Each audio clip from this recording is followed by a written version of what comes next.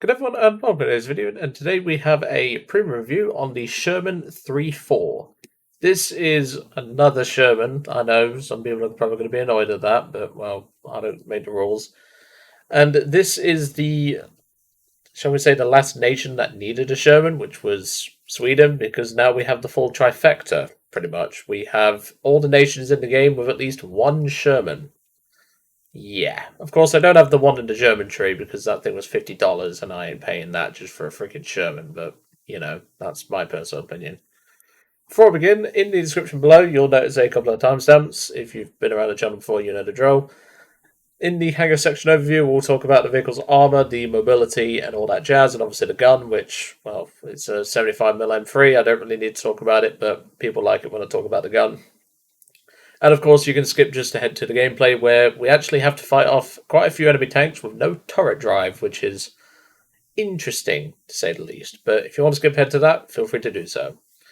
So let's get into discussing the Sherman. So the price of this vehicle is 1,300 Golden Eagles, which, funnily enough, is the exact same price of the Sav 2012-48 when that rolls around. Now, personally, if I was to say to a new player which vehicle to give them, it would be this.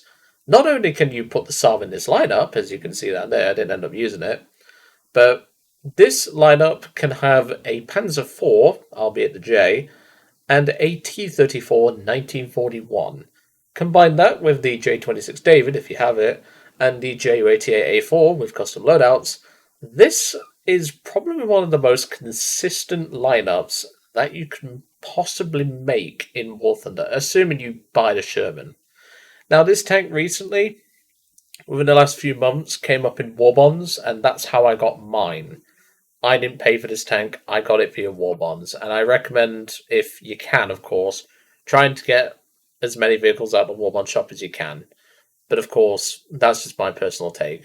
For 1,300 Golden Eagles, though, this thing's a steal for how good it is. So let's get into the weaponry, the armour, and the mobility of this Sherman. So it shouldn't come as a surprise to some of you that this Sherman has decent enough armour for what it is. At the front, we have 63.5mm of armour, which is also around the transmission casing. Now, we used to have two frontal weak spots on the Sherman for the hull. And that is this bar here, which unfortunately remains, but we are missing the machine gun port. This means that a player is going to have to go for the turret and hope for the best, or they're going to have to hope they have a high-powered gun to penetrate the front armour, or obviously shoot there, but not many people know about that spot there. As a result, this thing can actually be quite a little menace, especially when you're facing lower-powered guns. Obviously, German guns will cut through this thing, but well, that's normal for any Sherman, so apart from the jumbos, obviously, but you get my point. The fact is, this thing's armor is actually a little bit better because of the no frontal weak spot here with the machine gun port. And with it potentially getting down to 3.7, this thing can do a lot of work. In terms of the turret, this is where we start to see a little bit of a problem with this vehicle. And that's mostly due to the interesting turret. Now, from what I've been able to find, this turret doesn't seem correct. And most importantly, the lack of the machine gun port actually missing also seems incorrect. The only reason why it would have that removed is for the Sherman Firefly, but obviously this is not a Firefly. The gun mantlet also seems incredibly wrong, at least in my opinion.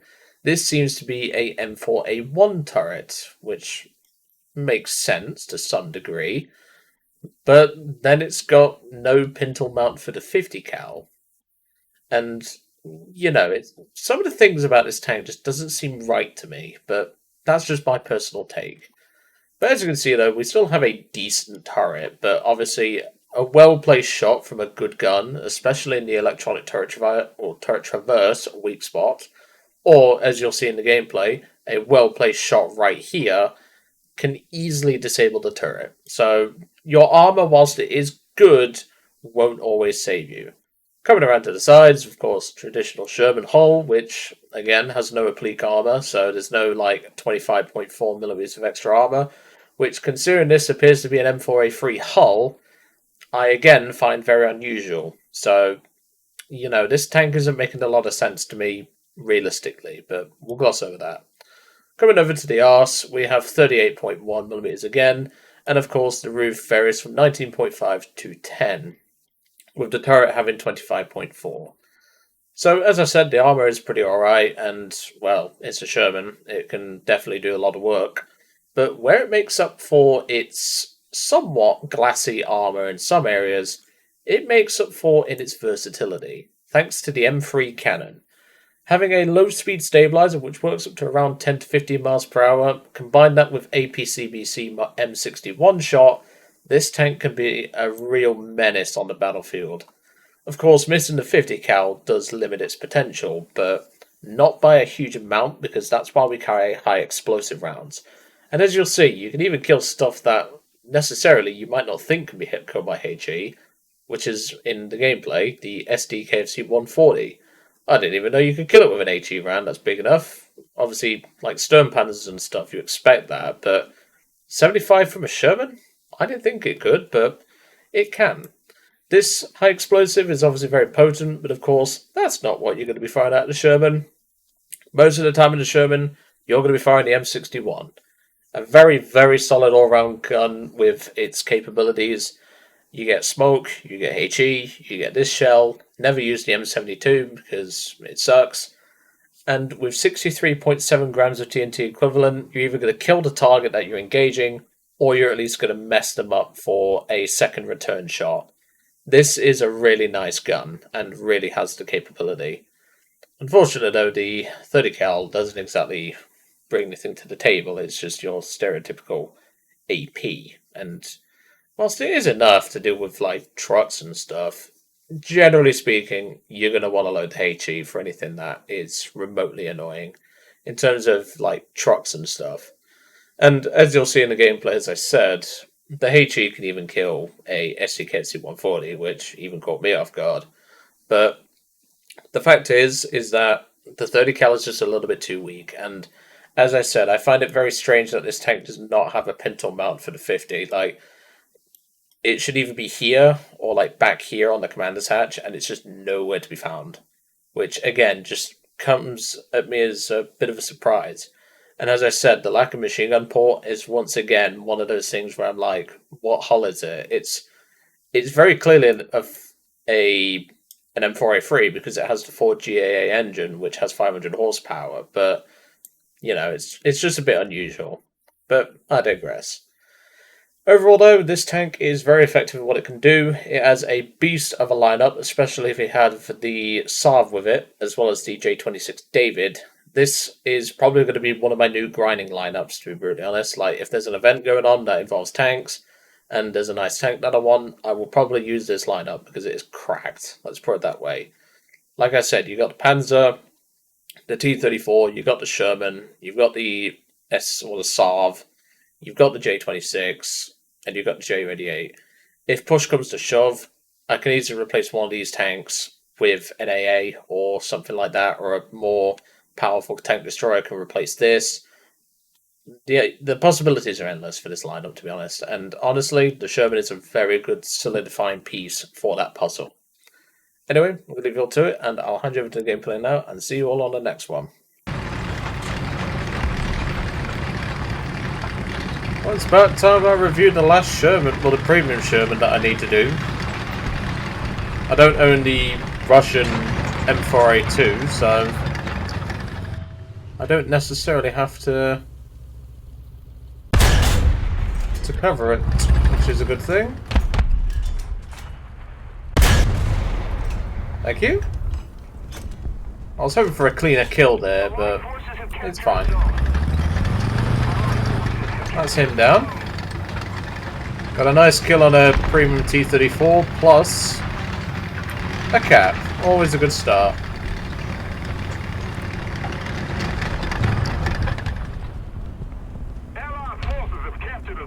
That's you, I hear. That's fine. I think personally I'm just going to flank her along the side and go towards A. It's normally what I don't do, but, well, we like to change things up. Because I can't see shit through all these bushes. Maybe there's an opening here, hopefully. There, I see something. Okay, sure, Gaijin. Thank you. Alright, let's move. Now, unfortunately, we don't get a smoke grenade launcher, but we do have smoke shells if we wish to cover our backside. Massive frame drop there. I don't know what happened there. Gaijin servers have been very mixed at the moment. So let's see if we can flank up here. I can only apologise for the frame drops, and there's another one. I can only apologise, but unfortunately it's a Gaijin end issue.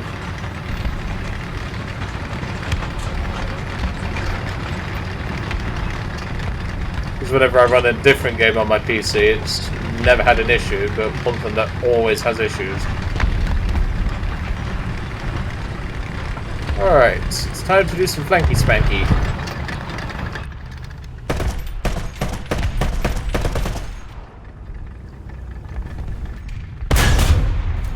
Thank you.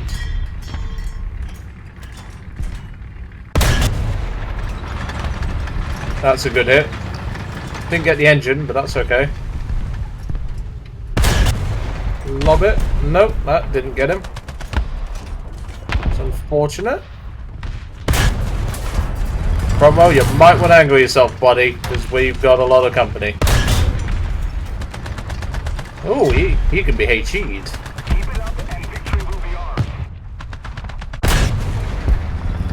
There we go. Let's move up, use the Cromwell's cover. Woo! Excuse me. Oh. Just took a ding. Thankfully, we don't have a machine gun port to worry about for a potential weak spot. That was disappointing. Okay, sure. You know what? I'm just going to leave him alive because he's survived enough already. Oh, that was in the turret ring. Right, we need a repair because that was a big hit. Okay, no we can't because there's something over there.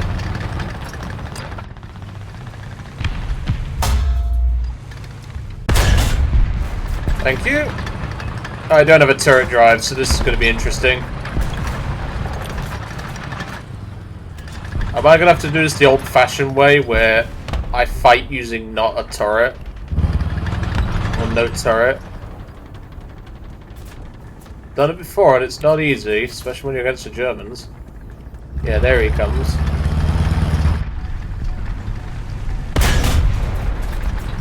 You can do it, it's not advised.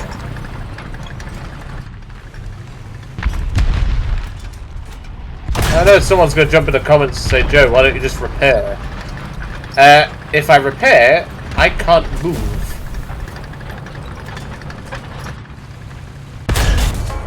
And if I repair, and I can't move, I can't use my gun. Taking artillery fire. Thankfully, this thing can take some abuse. Okay, NATO's still up. Let's see if we can finish him off.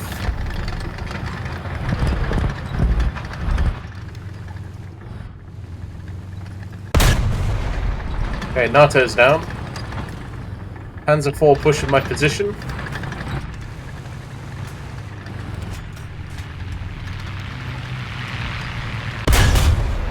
Nice, nice, nice, nice. We're holding him off.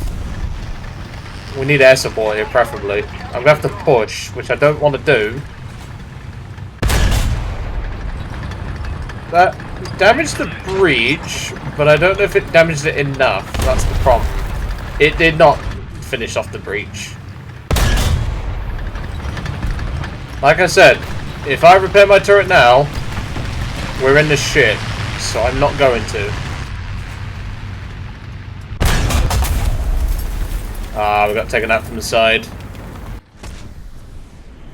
Well, that just proves how good this vehicle can be. You can get it into position, and it can do a lot of work. But we've still got work to do. So let's head back with a vehicle that can actually, you know, cap a point, because they might go for B, and let's head back. Like I said, sometimes it's best to just not repair your turret, and it's best to just fight on without it. Sometimes it has to be done. Okay, that's Kai 108.